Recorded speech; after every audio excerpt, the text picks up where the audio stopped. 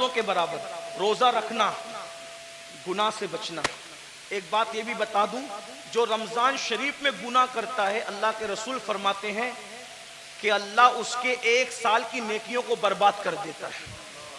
रमजान शरीफ में एक गुनाह, ये कहां से मैं पढ़ रहा हूं, अल मौजमुल औसत से हदीस पढ़ रहा हूं। हाँ, जो रमजान शरीफ में एक गुनाह करे, अल्लाह उसके 1 साल की नेकियों को बर्बाद कर देता है। इसलिए रमजान शरीफ में जहाँ मुस्लिम अक्सरियत है, बड़ा मजा आता है। हमारे गांव में भी बड़ा मजा आता है, 80% हुजूर के गुलाम रहते हैं, मजा आता है। मुंबई में भी रमजान शरीफ का मजा आता है, मुरादाबाद, संबल, इधर भी रमजान शरीफ का मजा है ना। क्या बाजार सजते हैं, क्या इफ्तार लगती है। लेकिन ये बाजार है, असल रमजान शरीफ की बहार उसकी है जो गुनाह से बच जाए, इबादत करके अल्लाह को राजी कर ले। क्या बात है हज़रत, सुभान अल्लाह। रोजा रखना, हो सके तो रमजान शरीफ में तहज्जुद, सहरी को उठती है तो तहज्जुद का एहतिमाम करना। मेरे आका फरमाते हैं जो तहज्जुद पढ़ता है, आका फरमाते हैं इंशाअल्लाह वो बेहिसाब जन्नत में दाखिल होगा। तो नहीं साल भर पढ़ सकते तो रमजान शरीफ में 2 ही रकत पढ़ लेना, ज्यादा उसके यहाँ बहुत ज्यादा की जरूरत नहीं है, वो बहुत थोड़े अमल पे राजी हो जाते। सहरी में उठो जल्दी से, 5 मिनट पहले उठ जाओ, वुजू करो, 2 रकत पढ़ो तहज्जुद, दोनों में 3-3 बार कुल अल्लाह पढ़ो और अल्लाह से कहो। अल्लाह कहता है मैं पहले आसमान पे तजल्ली करता हूँ, पहले आसमान पे रात के आखिरी हिस्से में तजल्ली करता हूँ और कहता हूँ मांग क्या मांगता है, जो मांगेगा तू, तो जो मांगते हो। लेकिन उस वक्त सहरी में आप क्या करते हैं, उस वक्त भी आप लोग उस वक्त भी ऑनलाइन रहते, जरूरत के तहत रहते हो, अच्छी बात है। उस वक्त अल्लाह फरमा रहे मांग मैं दूंगा, आप ऑनलाइन हो। इफ्तार के वक्त तो आवाज आ रही है जो मांगेगा दूंगा, आप ऑनलाइन हो। रमजान शरीफ का फायदा उठाओ, 1 बार दुरूद शरीफ पढ़ो, 70 बार दुरूद का सवाब। रमजान शरीफ के लिए तैयारी, अभी से तौबा करो, इस्तिगफार करो। आज से पहले जो हुआ, जो गुनाह हुए, सबसे माफी मांगो, तौबा करो और नमाज के पाबंद बनो। सोच ये तय कर लो, आज कौन सी तारीख है शाबान की, 4 तारीख है ना, 4 गुजरी। ये 4 क्या है पता है तुम्हें, ये 4 शाबान तुम्हारे और मेरे इमाम हैं, इमाम हुसैन की विलादत की तारीख है। सुभान अल्लाह, सुभान अल्लाह। मौलूद हुसैन पाक का दिन गुजरा आज, मिलाद हुसैन, सैयदा के आंगन में जो दूसरा फूल खिला था, हैं, गौर कीजिए। तो आज से ये अहद कर लो कि मैं नमाज की पाबंदी करूंगा, लेकिन नमाज पढ़ूंगा तो किसके पीछे, जिसका अकीदा मेरे अकीदे की तरह होगा, उसके पीछे नमाज। यानी मैं नबी को जिंदा मानता हूं तो मुझे इमाम भी वही चाहिए जो नबी को जिंदा मानता है। मैं नबी को आलिम माकाना वमा यकून मानता हूं तो मुझे इमाम भी वही चाहिए जो नबी को माज़ अल्लाह पीठ के पीछे इल्म का दाना ना दे, बल्कि नबी को वो ये माने कि ये सब चीजें तो बहुत छोटी मोटी है, जिसकी निगाह से खुदा की जात ना छुपी उसकी निगाह से कौन सा इल्म छुप सकता है। और अगर बरेली के ताजदार के लहजे में कहे तो यूं कह ले कि और कोई गैब क्या तुमसे नेहा हो भला, जब ना खुदा ही छुपा तुम पे करोड़ों दुरूद। तो इमाम कौन सा चाहिए, बस ये जो आपका अकीदा वो आपके इमाम का अकीदा। बस आखिरी बात कह दूं, लोग क्या करते हैं, मैं तो नबी को जिंदा मानता हूं, मैं तो नबी को हाजिर और नाजिर मानता हूं, मैं तो नबी को अफजलुल रुसुल मानता हूं, मैं तो नबी को खैरुल बशर मानता हूं, लेकिन मैंने हर किसी के पीछे नमाज पढ़ लेना। मैंने कहा भाई जिस मौक्किल का वकील, जिस मौक्किल का वकील उसके खिलाफ हो उसका मुकदमा वो कैसे जीत सकता है। मिसाल के तौर पर बात इतनी है कि मौक्किल किसको कहते हैं, जिसके आगे वकील खड़ा हो। मौक्किल कहे मैंने कत्ल नहीं किया और वकील कहे कि मेरे मौक्किल ने कत्ल किया, तो बोलो बचाएगा कि फंसाएगा, हैं? मौक्किल अलग बोल रहा है, वकील अलग बोल रहा है, बचाएगा कि फंसाएगा। अरे जब दुनिया की कोर्ट में मौक्किल और वकील की अलग अलग बात फंसा देती है तो कुदरत की अदालत में इमाम का अकीदा अलग है, मुक्तदी का अकीदा अलग है। बोलो तुम्हारी नमाज को बचाएगा कि फंसाएगा, अब तुम्हारे ऊपर है।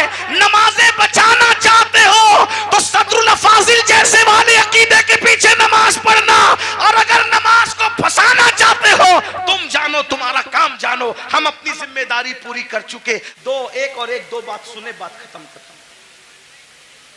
हारून रशीद जैसा बादशाह, वो सिर्फ करोड़पति अरबपति फैक्ट्री और जो है वो कारखानों का मालिक नहीं था, مراد آبادی برتنوں کی فیکٹری اس کی نہیں تھی، بلکہ وہ اتنا بڑا بادشاہ تھا کہ وہ بادلوں کو کہتا تھا، بادلوں کو، اے بادلوں جہاں چاہو برس جاؤ، جہاں چاہو برس جاؤ، تم جہاں برسو گے میری ہی حکومت ہوگی۔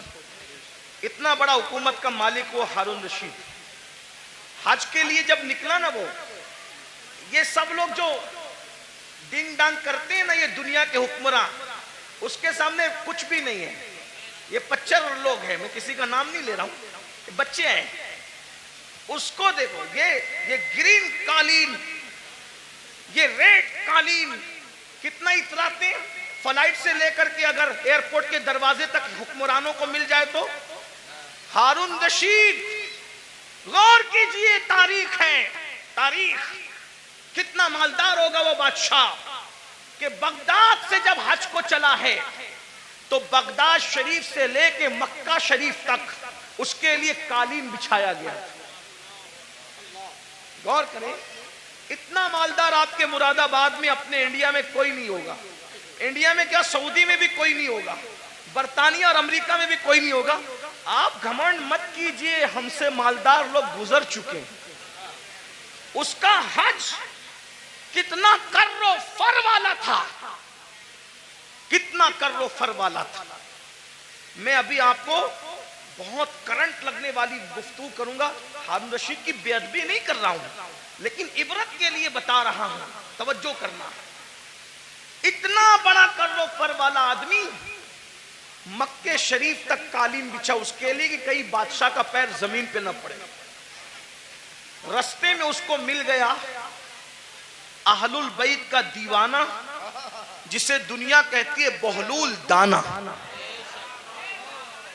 وہ دیوانہ ملا بہلول، بہلول نے کہا، او ہارون کدھر جا رہا ہے؟ تو دیوانہ ہی تھا، سب لوگ اس کو خلیفہ، بادشاہ، اڑگم جڑگم کہتے تھے، لیکن دیوانے لوگ کسی کو خاطر میں نہیں لاتے، اور جو خاطر میں لاتے وہ دیوانے نہیں ہوتے۔ یاد رکھنا، جو خاطر میں لاتے وہ دیوانے نہیں ہوتے، جو دیوانے ہوتے کسی کو خاطر۔ بھائی تو وزیر ہوگا اپنے گھر کا، میں تو دیوانہ ہوں، تو بادشاہ ہوگا اپنے گھر کا، میں تو دیوانہ ہوں۔ میرے بھائی، دنیا کا دیوانہ کسی کو خاطر میں نہیں لاتا، تم کیسے عاشق رسول ہو کہ تم لوگوں کو خاطر میں لانے لگے ہو؟ عشق کی ایکٹنگ تو نہیں کر رہے ہو؟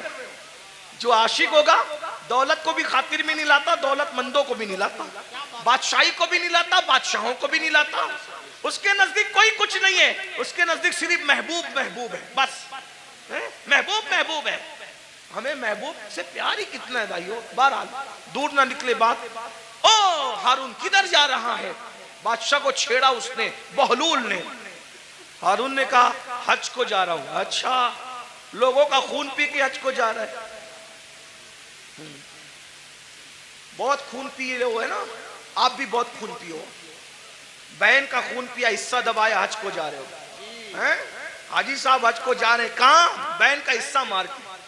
واہ بھائی واہ، کیا حج ہے۔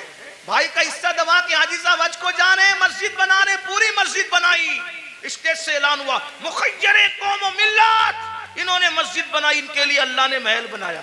پتا چلا کہ بھائی کا حق ابھی تک نہیں دیا۔ مسجد بنانا فرض نہ تھا، بھائی کا حصہ دینا فرض تھا، ہے نا؟ ہر سال حج کرنا فرض نہ تھا، بہن کا حصہ دینا فرض تھا۔ دبا رہے ہو، خوب دبا رہے ہو، دبا لو، خون چوس رہے ہو۔ خون پینے والوں، او لوگوں کا خون پینے والوں، خون پی رہے ہو، خون۔ میرے مرشد حضور غوث پاک کہتے تھے، دن بھر رمضان شریف میں پانی نہیں پیتے، شربت نہیں پیتے، کھانا نہیں کھاتے، اور افطار کرتے ہو تو لوگوں کے خون سے کرتے۔ آپ میں کی بھی بہت سارے لوگ خون سے افطار کرتے، خون سے۔ روح افزا نہیں پیتے، خون پیتے ہو، خون پیتے ہو۔ کھجور نہیں کھاتے، مکہ مدینہ منورہ کی، خون سے افطار کرتے ہو۔ وہ کیسے؟ سب کے ہاتھ میں کھجور تو نظر آتی ہے، مگر وہ کھجور نہیں ہوتی، وہ خون ہوتا ہے۔ کیوں؟ اگر آپ نے جھوٹ بول کر کسی کو دھوکہ دے کے مال کمایا تھا اور اس سے کھجور خریدی تھی، دکھنے کو تو کھجور تھی، مگر وہ لوگوں کا خون تھا۔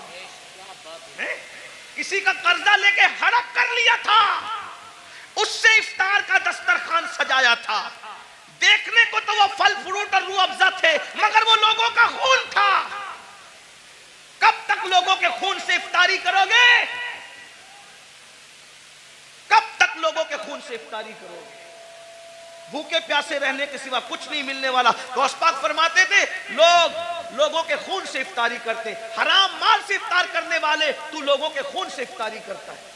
سود سے افطاری کرنے والے لوگوں کے خون سے افطاری کرتا ہے. یہاں میں مسلمانوں کو کہہ دوں میرے بھائیوں، نمک سے افطار کر لینا، نمک سے، مگر کسی حرام کے دسترخوان پہ کبھی افطاری کرنے مت جانا. بابا زندہ باد. آج تو تمہارے لیے حکومتوں کے آفیسوں میں دسترخوان بچتے، افطار پارٹیاں ہو رہی ہیں. مسلمانوں کا خون چوسنے والوں کے ساتھ افطاری کرنے والوں، تمہیں شرم نہیں آتی؟ قیامت کے دن رسول اللہ کو منہ کیا دکھاؤ گے؟ اور غیرت کا سودا نہ کرو، غیرت کا جنازہ نہ نکالو. نبی پاک کا عاشق وہ ہوتا ہے اس کے بدن پر پیون والا لباس تو ہو سکتا ہے، اس کے بدن پر گناہوں کے دھبے والا لباس نہیں ہوتا. غیرت سیکھو، غیرت. اقبال نے کہا تھا اے طاہر لاہوتی، اس رزق سے موت اچھی جس رزق سے آتی ہو پرواز میں پہنچائے. کیا بات حضرت، زندہ باد زندہ باد. واہ واہ واہ. بہرحال ہارون سے بہلول نے کہا، میں بہلول کی بات نقل کر رہا ہوں، ہارون کی کوئی توہین نہیں کرو. اگر کوئی ہارون کا چاہنے والا ہو تو پلیز وہ میرے اوپر کوئی الزام نہیں. میں صرف ہارون کی بات عبرت کے، اور جو بات عبرت کے طور پہ کہی جاتی ہے کوئی بہتری نہیں. تو کیا لوگوں کا خون چوس کے، کہ بادشاہ تھا نا بھائی، خون چوس کے جا رہا ہے آج کو. ہارون نے کچھ نہیں کہا. بہلول نے کہا بڑا گھمنڈ ہے نا تیری حکومت پر. اب بھی سنو آپ، بہت گھمنڈ ہے تجھے اپنی حکومت پہ، اور تو ہونا بھی چاہیے. بادشاہ نے کہا ہونا بھی چاہیے. او بہلول پاگل، تجھے کیا پتا حکومت کی لذت کیا ہوتی ہے؟ فرمایا تیری حکومت کی حیثیت میرے نزدیک ایک گلاس پانی سے زیادہ بھی نہیں ہے. گلاس بھر پانی سے زیادہ نہیں ہے تیری حکومت کی قیمت. بہت گھمنڈ نہ کر، بہت گھمنڈ نہ کر. بہلول کی بات پر ہارون نے ہنسنا تھا، ہنسا جیسے ہم لوگ کی بات پہ بھی لوگ ہنستے ہیں. ہم لوگ جب اس طرح کی باتیں کرتے ہیں لوگ ہنستے ہیں، مولوی لوگ کو دیکھو پاگل ہوئے ہیں. دور اتنا ترقی کر گیا، یہ ابھی تک یہی کرتے ہیں. قبر میں کیا ہوگا، حشر میں کیا ہوگا، اور یہ کیا ہوگا، وہ کیا ہوگا. دیکھو دنیا ترقی کر رہی ہے، دنیا پزے کھا رہی ہے، ابھی یہ قبر کے بچھوؤں کو لے کے بیٹھے. ٹھیک ہے جو کہنا ہے کہہ لو، لیکن نبی نے جو کہہ دیا وہی ہوگا. پیزا کھانے والے ہو، برگر کھانے والے ہو، بریانی کھانے والے ہو، یا فاقہ کرنے والے ہو، یا روزہ رکھنے والے ہو، قبر میں جاؤ گے. جس کے لیے نبی نے جو کہہ دیا سو وہی ہو کر کے رہے گا. معجزہ میرے نبی کا کہہ دیا تو ہو گیا. آپ نے قطرے کو دریا کہہ دیا تو ہو گیا. تمہارے منہ سے جو نکلی وہ بات ہو کے رہی. انہوں نے جو کہا وہ ہو کر کے رہے گا. اور بہلول نے کہا تیری حکومت کی قیمت ایک گلاس پانی سے زیادہ کی نہیں ہے. بڑا گھمنڈ مت کر، اترا مت. اس نے کہا ایک گلاس پانی کہاں؟ کہا یہ بتا. ہارون کو کہا بتا، اگر تو رستہ بھٹک جائے تو سفر میں جانا حج کے، رستہ بھٹک جائے، کھانا پینا ختم ہو جائے، تیرے سارے چمچے ومچے بکھر جائے، تو اکیلا پڑا رہے، پانی نہ ملے، کھانا نہ ملے، مرنے کے قریب آ جائے، اور اس وقت تیرے پاس کوئی آگے کہے کہ ہارون میں تجھے ایک گلاس پانی پلاؤں گا، بول کتنے میں خریدے گا؟ بول کتنے میں خریدے گا ایک گلاس پانی؟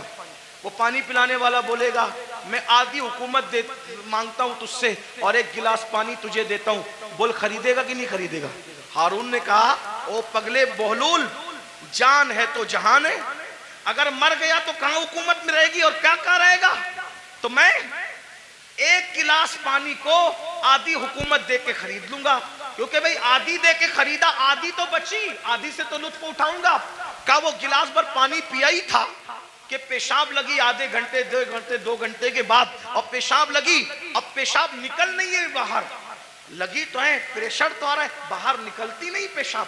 ایسے میں کوئی آ کر کہے میں ایسا نسخہ جانتا ہوں اگر وہ چٹکی تجھے کھلا دوں تو ابھی پیشاب ہو، لیکن وہ نسخہ جو چٹکی بھر کھلا کر کے تجھے پیشاب کروانا ہے، آدھی حکومت دے گا تو میں وہ نسخہ تجھے دوں گا ورنہ نہیں دوں گا. بول پیشاب کرنے کے لیے وہ آدھی حکومت دے کے نسخہ لے گا کہ نہیں لے گا؟ کہا بالکل لوں گا، کیونکہ جان ہے تو جان ہے. اس لیے کہ حکومت نہ رہے گی زندگی تو رہے گی. تو کہا اللہ سے ڈر, جس حکومت کی قیمت ایک گلاس پانی نہیں, اس کو تو اتنا چاہتا ہے کہ اللہ کو بھول گیا. بتاؤ ہارون رشید کی قبر پر کتنے لوگ جاتے ہیں فاتحہ کرنے؟ کتنے لوگ ہارون رشید کے نام پہ نیاز کرتے ہیں؟ ہارون رشید کے نام پہ کتنے لوگ جلسہ کرتے ہیں؟ کتنے لوگ جلوس کرتے ہیں؟ وہ ہیں. کتنے لوگ اس کی مریدی کا اعلان کرتے ہیں؟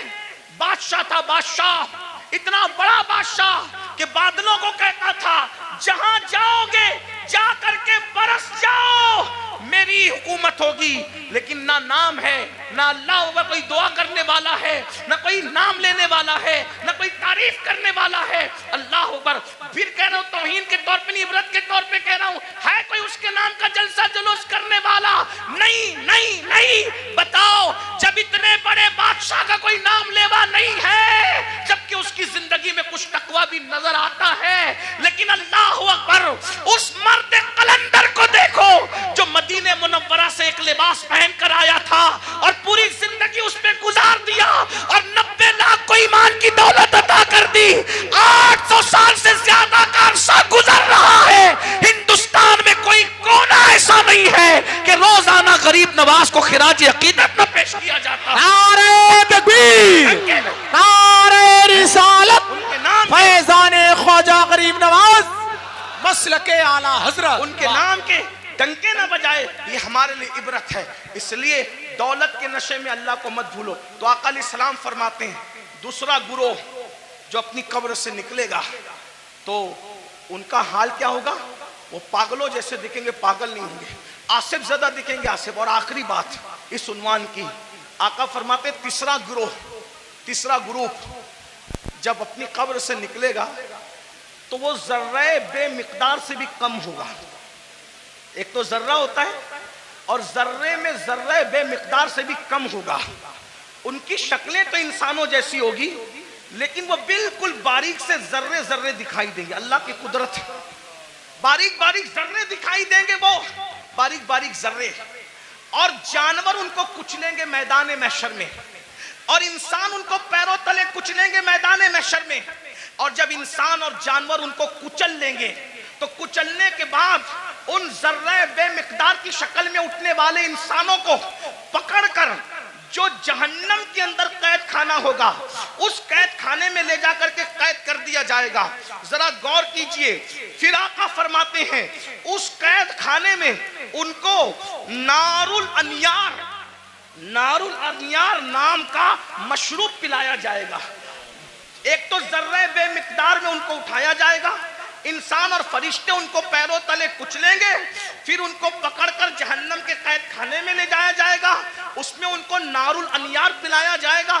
صحابہ نے پوچھا یا رسول اللہ یہ نار الانیار کیا ہے؟ تو آقا فرماتے ہیں یہ جہنمیوں کا کھولتا ہوا پیپ ہے جو ان کے جسم سے نکلے گا, اور جہنم کی سڑی ہوئی آگ ہے جو ان کی غذا بنے گی. صحابہ نے پوچھا آقا وہ ذرہ بے مقدار والے لوگ اور وہ جہنم کے اندر قیدی لوگ, نار الانیار پیپ پینے والے لوگ, جہنم کی سڑی ہوئی آگ کھلائی جانے والے لوگ, وہ کون ہوں گے؟ تو آقا فرماتے ہیں وہ دنیا میں وہ لوگ ہوں گے جو گھمنڈ کرتے ہوں گے, تکبر کرتے ہوں گے. میں چودھری, چودھری کا بیٹا, میں مالدار, مالدار کا بیٹا, میں پڑھا لکھا, پڑھا لکھے کا بیٹا. علم پر گھمنڈ کرنے والے, عمل پہ گھمنڈ کرنے والے, نسب پہ گھمنڈ کرنے والے, تقوی پہ گھمنڈ کرنے والے, کسی قسم کا گھمنڈی ہوگا قیامت کے دن اس کو ذرہ بے مقدار میں اٹھایا جائے گا. اے میری جوانوں آپ سے پوچھتا ہوں یہ گھمنڈ ہی تو ہے جو آپ کو علماء کے قریب نہیں ہونے دیتا, یہ تکبر ہی تو ہے جو لوگوں کو آج دین سے قریب نہیں ہونے دیتا. تھوڑی سی دولت آ گئی غریب رشتہ داروں کو بھول گئے, گھمنڈ کر رہے ہیں. تھوڑی سی ڈگری آ گئی دینداروں کو حقیر سمجھ رہے ہیں. ابھی دیکھو یہ بچے جو حافظ قرآن ہوئے کوئی عزت نہیں ہمارے سماج میں, عالموں کی اور حفاظ کی کوئی عزت نہیں, جبکہ ہم ان کو کیا کہتے ہیں؟ نائب رسول. کاغذ پہ قرآن لکھ دیا جائے تو اس کو سر پہ رکھا جاتا ہے, اور سینوں پہ قرآن لکھ دیا جائے تو ان کو مسجد میں وہ لوگ آ کے بات سناتے ہیں گھر میں جس کی بیوی اس کی بات نہیں سنتی. کاغذ کا لکھا ہوا قرآن سر پہ ہے, سینوں پہ لکھے ہوئے قرآن کی کیا قدر کرتے. بھائیوں قدر کرنا سے یہ جو بے قدری علماء کی کرتے ہو، بے قدری حفاظ کی کرتے ہو، دیندار طبقے آپ لوگ نہیں کرتے، آپ لوگ تو بہت محبت کرتے ہیں، لیکن انٹرنیٹ کے ذریعے سے آواز وہاں تک پہنچتی ہے جو گھروں میں بیٹھے ہیں، جو ہمیں سننا نہیں چاہتے۔ انٹرنیٹ کے بہت سے نقصانات ہیں، لیکن کچھ فائدے یہ بھی ہوئے کہ جو طبقہ ہم لوگوں کی آواز سے نفرت کرتا تھا وہ بھی کہیں نہ کہیں چپکے چپکے سننے لگا، اور کہیں نہ کہیں برف پگھلنے لگی۔ ہاں یہ ہو رہا ہے فائدہ، کچھ نقصان بھی ہوا۔ ہاں اسی لیے آپ سے کہتا ہوں انٹرنیٹ کے سامنے بیٹھتے ہو تو بڑے وقار سے بیٹھا کرو۔ آپ کے بیٹھنے سے کسی کو ہدایت بھی مل سکتی ہے، اور منبر پہ لڑنے سے کسی کا ایمان بھی جا سکتا ہے، اس کا خیال رکھنا۔ اس لیے کہ آپ کو اپنے بیگانے سب دیکھ، آپ کی چھوٹی سی منبر پر کی ہوئی جھڑپ کسی ایماندار کو کفر تک لے جا سکتی ہے، اتنا یاد رکھنا۔ اس لیے ذرا ہوش سے منبر پہ کوئی لڑنے آئے تو اس سے ہاتھ جوڑ کے کہو میں ہار گیا تو جیت گیا، اس لیے کہ میں ہارا ہوا کہلاؤں گا چلے گا، لیکن میری وجہ سے کوئی میرے مسلک اور مذہب سے بیزار ہو کر کے کفر کی طرف جائے، مجھے یہ گوارا نہیں۔ اس کا خیال رکھا جائے، بہت ہمیں خیال کرنا ہوگا، کیونکہ ہمیں لوگ دیکھتی ہیں، دو آنکھیں دیکھتی ہے تو لوگ اتنا محتاط ہوتے ہیں، یہ ہزاروں آنکھیں دیکھتی۔ یہ انٹرنیٹ کی جو ہے وہ نحوست یا جو وہ نفاست کچھ کم نہیں ہے، اس کی نحوست بھی بری ہے، اس کی نفاست بھی بڑی ہے، لیکن اتنا یاد رکھیں یہ دو آنکھیں نہیں دیکھتی انٹرنیٹ پہ بیٹھنے والوں کو، کروڑوں آنکھیں دیکھتی ہیں، اور آپ ان کا تصور نہیں کر سکتے کہ کون کون دیکھتا ہے۔ اس لیے منبر پر ہم خدا کے لیے 2 گھنٹے ہی صحیح اس طرح بیٹھیں کہ ہمارے بیٹھنے کو دیکھ کر لوگ مجبور ہو کے کہیں جب یہ اس طرح بیٹھتا ہے تو غریب نواز کیسے بیٹھتے ہیں، یہ اس طرح بیٹھتا ہے تو غوث اعظم کیسے بیٹھتے ہیں، یہ اس طرح بیٹھتا ہے تو امام اہل سنت کیسے بیٹھتے ہیں۔ یہ ہمارا انداز ہونا چاہیے، اللہ کرے ہمیں توفیق ملے۔ لیکن غرور اور گھمنڈ کا کیا کیا جائے؟ آج ہمارا جوان طبقہ، نئی نسل علماء کا مذاق اڑا رہی ہے، حفاظ کی عزت نہیں کر رہی ہے۔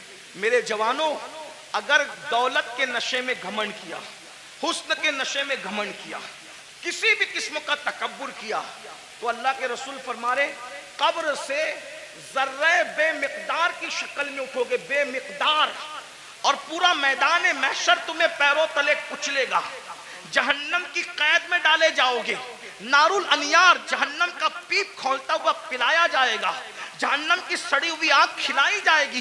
اس لیے خدا کے لیے گھمنڈ چھوڑ دو، تکبر چھوڑ دو، اور سوچو میں انسان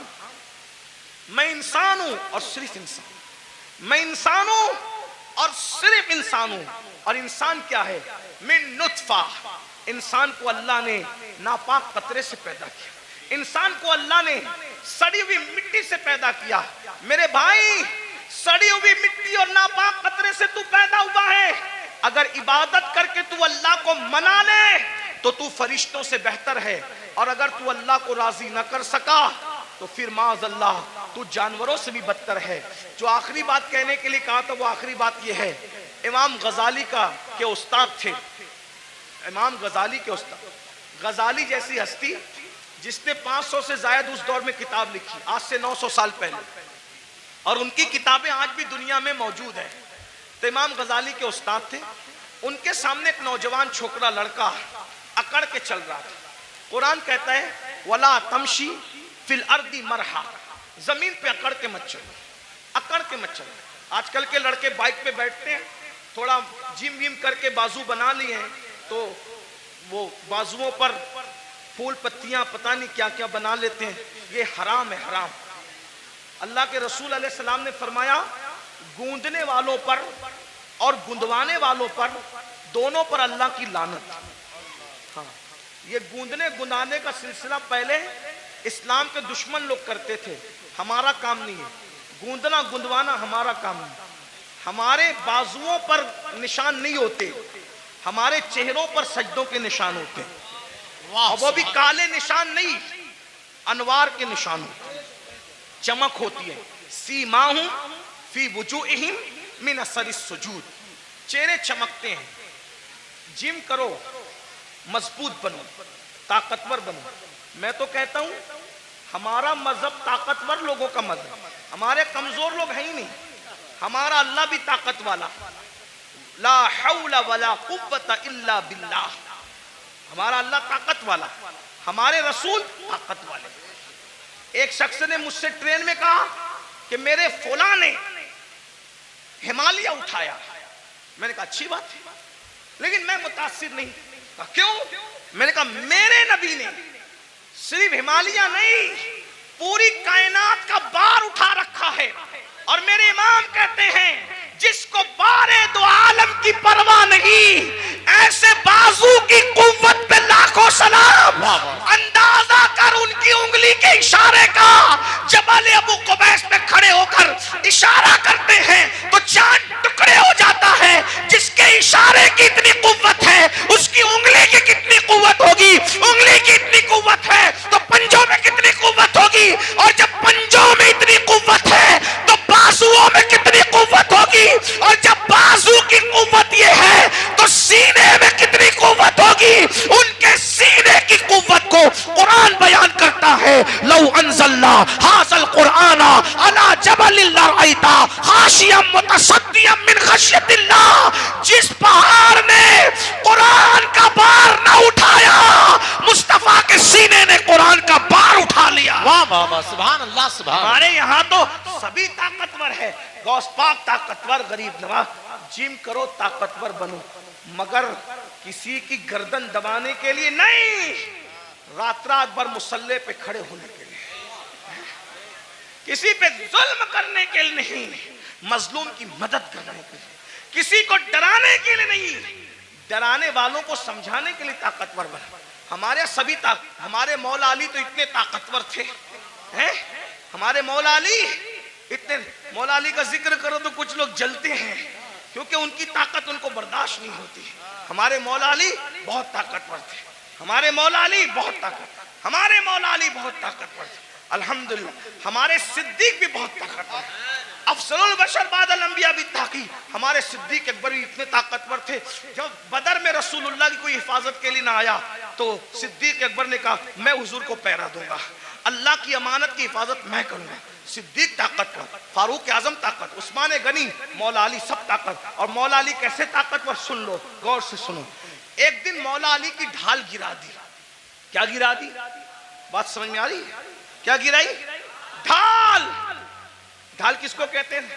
اب تو سیریل دیکھ کے آپ لوگ ہم سے زیادہ سمجھ گئے کہ ڈھال، پہلے سمجھانا پڑتا تھا، ابھی نہیں، اب سب کو پتا ہے ڈھال کیا ہے، تلوار کیا ہے، اور میمنہ کیا ہے، مسرہ کیا ہے، قلب کیا ہے، مقدمۃ الجیش کیا ہے، سب سیکھ لیا ہے۔ چلو کچھ تو سیکھا، ہم سے نہ سیکھا کسی سے تو سیکھا، لیکن بہرحال ڈھال، ڈھال سمجھتے ہیں نا، جس پہ وار روکا جاتا ہے۔ مرحب نے میرے مولا کی ڈھال پہ وار کیا اور ڈھال دو ٹکڑے کر دی۔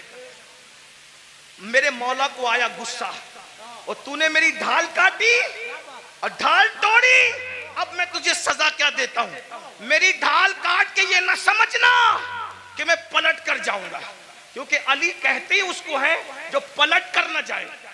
علی کا نام تھا حیدر کرار، پلٹ کر بھاگنے والا نہیں، پلٹ کر حملہ کرنے والا۔ اب علی اگر سپر لینے کے لیے، ڈھال لینے کے لیے پلٹ کر جاتا تو دشمن کہتا ارے کبھی تو پلٹ کر بھاگے تھے، لیکن علی نے کہا پلٹ